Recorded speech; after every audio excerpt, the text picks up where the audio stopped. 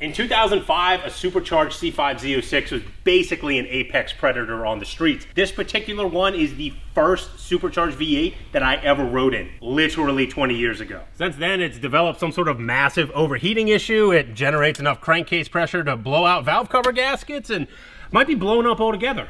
Let's find out. Very dark, very full, very overfull.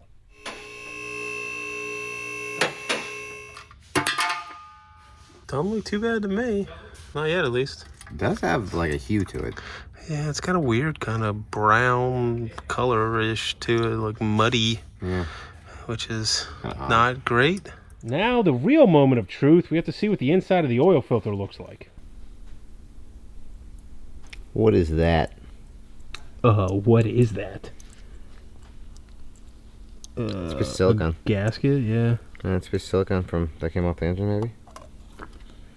Looks like a piece of seaweed. Close up, though. Oh. I don't see. Man, you're making a mess. Look at you. I need a. This bench was so clean before you just did that. I know. So should I put some of that? Look at all the sparkle in the oil now. There's a little bit on the bottom there. We're not panning for gold over here. Definitely not the start to this project that we were hoping for. The other thing to note to go along with the massive amount of overfilled oil, this stuff reeks of fuel. So the amount of blow-by this thing has to be getting is pretty enormous.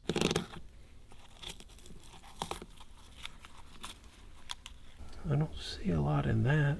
I agree.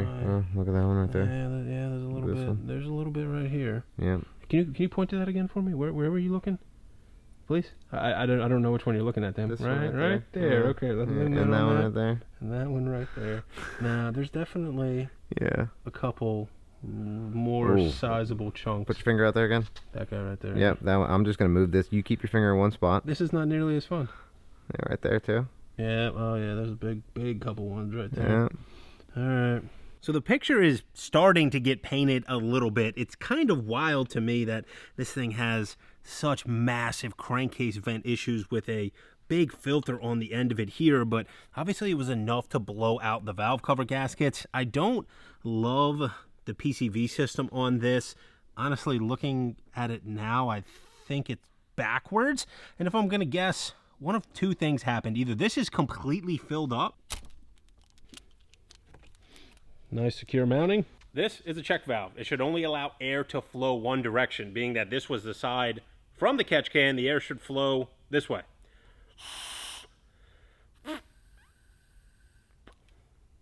So it's definitely restricting flow, but it is also allowing some by, which when you're talking about a supercharger that's making, say, 10, 12, 14 pounds of boost, a little bit getting by, again, the picture's starting to get painted. Just for fun here, let's just check.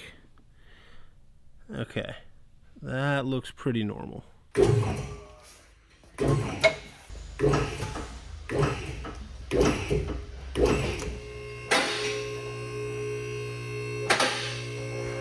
This probably seems like a giant step forward, and it definitely is, but after finding out that the oil that was in this engine is only a couple months old with something like 50 miles on it, this thing has to have some sort of issue. We're going to start with a leak down, and I think it's going to tell us a lot.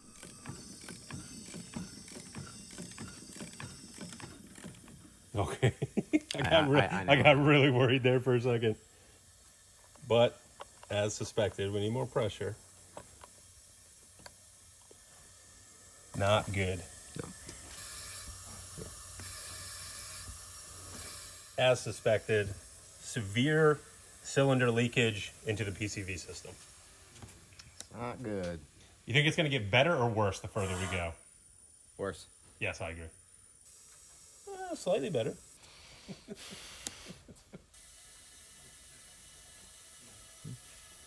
Well, at least we can say something positive about this engine, that it's relatively consistent. All the leak down numbers between 20 and 35%, which even for a built for boost engine is not something that you want to see. And then on top of the poor leak down numbers, we have what appears to be maybe some sort of bearing issue in the bottom end that we need to dive into as well. I got nothing.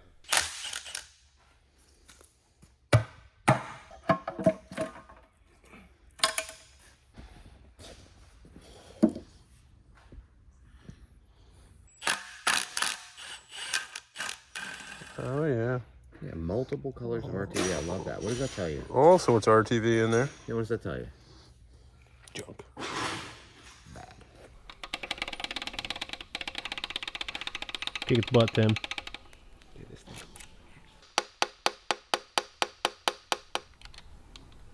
What is this?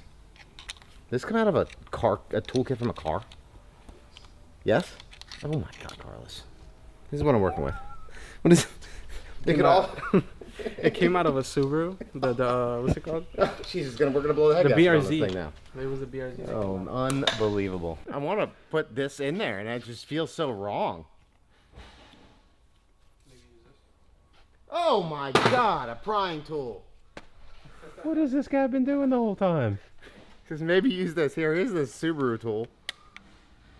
Dude, these things are like stuck in there with glue or something. Oh, here we go. Man.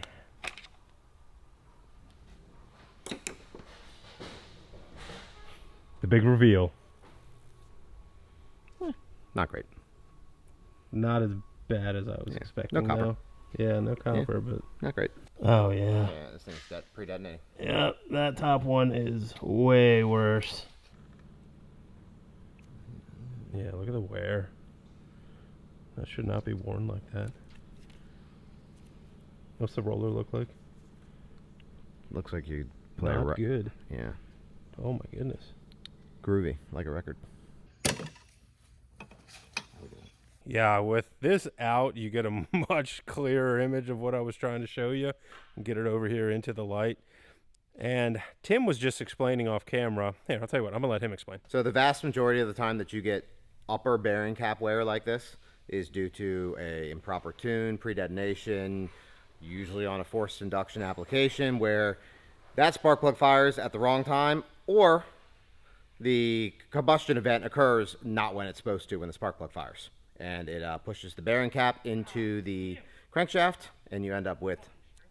This engine has the right pieces. It has aftermarket Ross pistons. It has Lunati rods. But as you can see, like the skirt wear on the piston itself is just ridiculous. We have that bearing wear. It's just the assembly on it, which is what I suspected to be the issue, looks to be the problem. After a quick search on this piston, it looks like this is supposed to be a 10 over piston, which means that the block has been bored out. This is like 7 over from what a factory Ls6 is. And I'm guessing that the piston to wall clearance makes up the extra 3/1000ths. But after seeing how toasted these bearings are on the top, it really makes us question if it was the engine assembly that was the issue or everything that came after it with the tune and so on. We got a disease over here.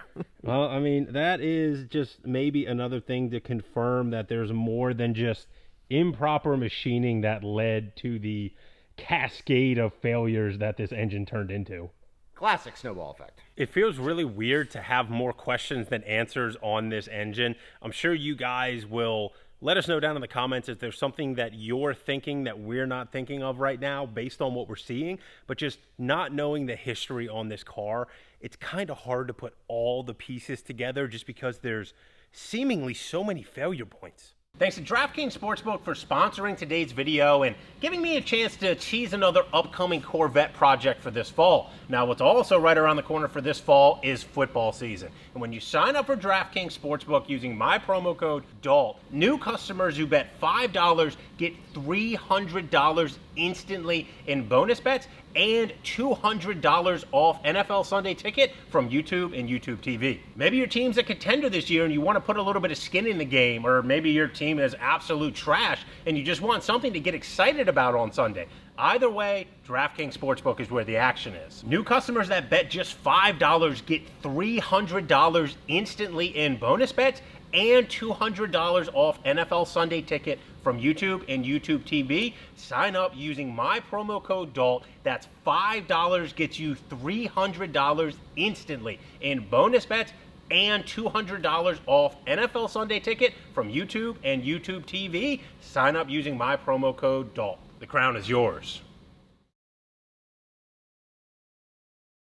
It's been months since I've had a chance to mess with the C5Z. Some other projects around the shop here have been keeping us busy, but we made good use of the time and sent the new engine to the machine shop for a couple changes because we're not putting a 5.7 back in this thing. The 6.2-liter LS3 has some distinct advantages in the displacement department, but when we're putting it into an older chassis like the C5Z, there's a couple specific challenges that we need to address. All of which center around the PCM and what it needs to see to properly control the engine, but still maintain all the OEM interfaces with the body control module. The crank signal that comes from the reluctor ring on the C5 Z06 is a 24-tooth signal. On the LS3s, it is bumped up to a 58. The newer ECUs see a higher resolution signal from the 58-tooth reluctor ring. Now, using something like this Lingenfelter conversion box, it's possible to dumb down the signal from a 58-tooth to a signal that the 24-tooth ECU will understand.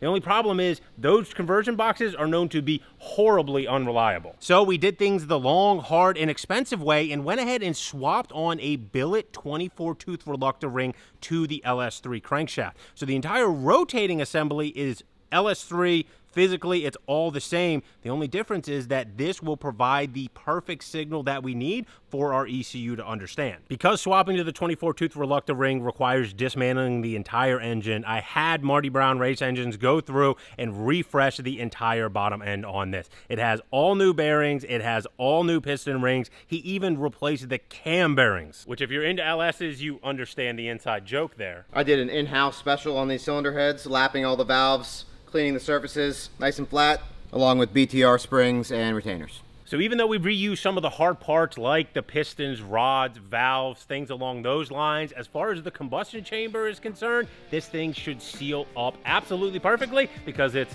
effectively brand new.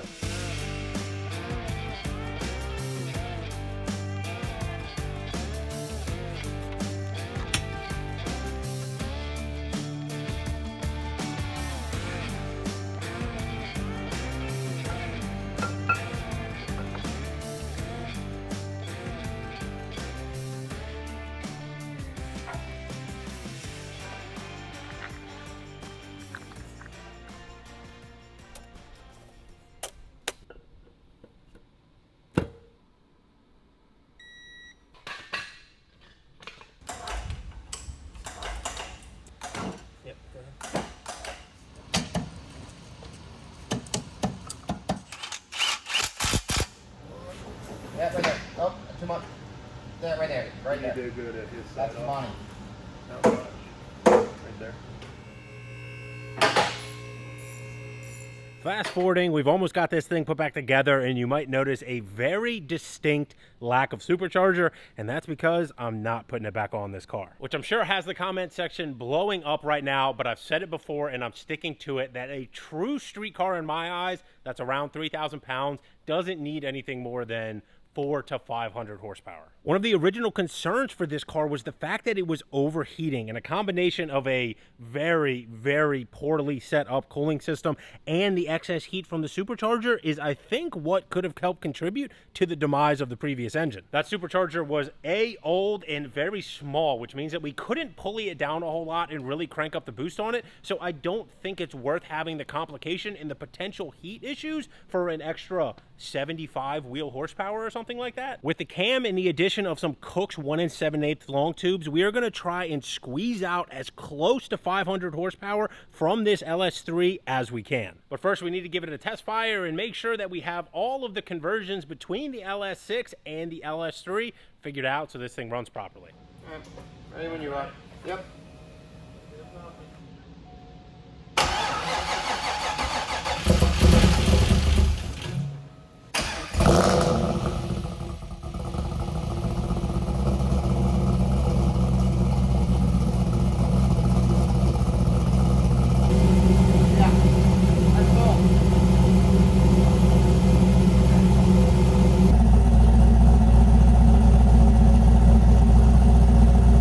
This car in the grand scheme of things is a pretty simple swap, but we still went through a lot, so to see no leaks and really no issues on a first startup is definitely pretty relieving. From a first startup directly to a first test drive, I threw the hood and the front bumper back on this thing, and for it to be moving under its own power at this point is pretty awesome. I said it a couple times in this video, it's not the biggest swap, the most labor intensive, but this car's been sitting in the same spot Yeah, that needs to be fixed. On the lift for months now. So other projects, like they move around the shop and stuff as they're waiting for parts. This thing hasn't moved. So for it to not be on that lift up in my area is pretty wild. Aside from that little bit of bucking with like the low RPM, really light throttle, the base map for this thing is absolutely fantastic. I'll be curious to see how it drives after Richard comes down and gets his hands on it in person on the dyno. It's time to see how much horsepower the now non-supercharged C5 Z06 can make. We're going to put in our guesses. We've kind of got a skeleton crew here at the shop today, but you can put your guess down in the comment. We've got 1 7/8 Cook long tubes to a full dual 3-inch exhaust. And then I guess really the only other modification is the air intake, but this car does have what has to be the ultra efficient ram air inlet. The cam that's in this is a custom grind from Race Proven Motorsports. They use this in a lot of LS3 builds, and through automatic transmissions they've sent me dyno graphs that show just south of 500 horsepower. So through a manual we might see just a little bit more. The official horsepower guess is, I always shoot low, so I'm actually going to shoot high today. Well, what I think is going to be high. 505 horsepower. And I'm going to underline it. Oh, you're next then, Eric. Come on, let's put your money where your mouth is.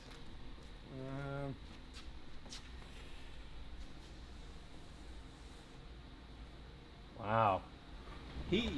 That's directly offensive to Richard. He's saying that he's not confident in what we can build here and what Richard can do on the keyboard. More offensive to you.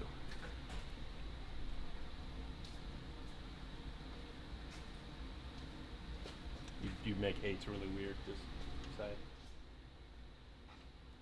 Whoa! Carlos. That's a big number, Carlos. It doesn't have nitrous. Okay. Was that a minus 515? No, I've learned something here. Last up. You got the advantage. I know. You were waiting for me. Uh-huh.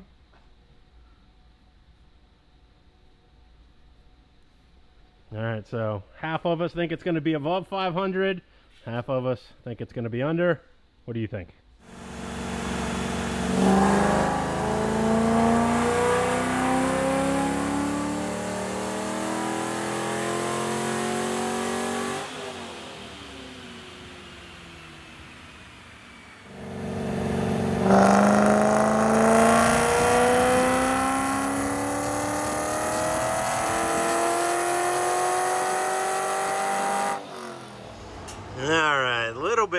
Reasonable. What are you thinking here? I mean, do we got a chance to get up close to 500? What's it looking like? I probably still have 4-5 degrees of timing safely to put in it, so we're getting there. So you're telling me there's a chance? Yeah, just keeping an eye on this injector duty cycle as usual around here. What's she at right now? We're 70%. We got some room on the table. Oh man, that's nothing.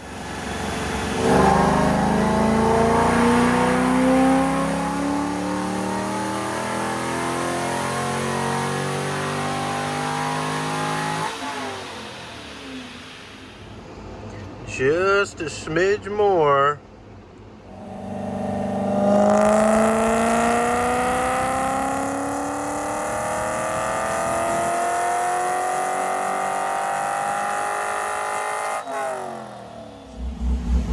Got a little bit more, but she's starting to level out. It looks like it's getting fairly close. I think we're pretty much on where we're going to be with timing. It's still an impressive number. Not a bad number. I'm happy with it. 480. Everything looked good. We have enough injector for once. We touched 80% injector duty. Yeah, totally safe. Totally. Tickled. Look, I'm good. That's usually where I like to stop. 80. Anything over 80 is like... Yeah. You and Tim are dead tied right now. This isn't Price is Right? No. Normally it is, but Tim is vetoing it because, you know... Oh, that's right. I know, you can't be right on that. It's close to the number. I guess I'm going to have to make a change.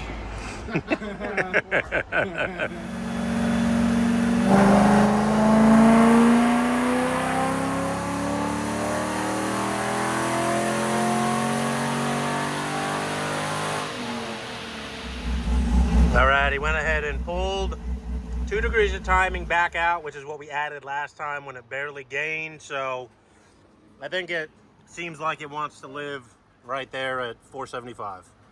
Seems like it. Yeah, it's repeatable. I mean, that's what it's made 2 times in a row. It didn't really respond to the timing like I thought. I think that's kind of where it's going to be at. You know what that means though, right? Yeah, pull the filter off. That means Tim wins. No, technically we tied because it did make more power just as far away from each other. So technically we did tie. Okay, I'll give you that, but that's not where the save file is going to be then. I'll put that file back in it. That's no problem. Well, because I make the rules on this particular dyno session, we are going to take the max power that this car made, which was 479, which means for the first time in Scrap Life Garage, dyno run, logs, whatever we're calling this, we have a draw. Unbelievable. Congratulations, gentlemen, our 2 winners here. You get nothing. Sick. Not even a pat on the back. Beef jerky. Oh, you did get beef jerky. beef So yeah, jerky. you got something out of the deal. Okay. I didn't have to pay for it. I had to buy mine. I knew from the start that where this car was going to shine was not on the dyno. A almost 480 horsepower number is more than impressive, but this thing, the idea of getting rid of the supercharger and going with the cubic inches for it to just be a rowdy street car, not put up the biggest horsepower number on the dyno.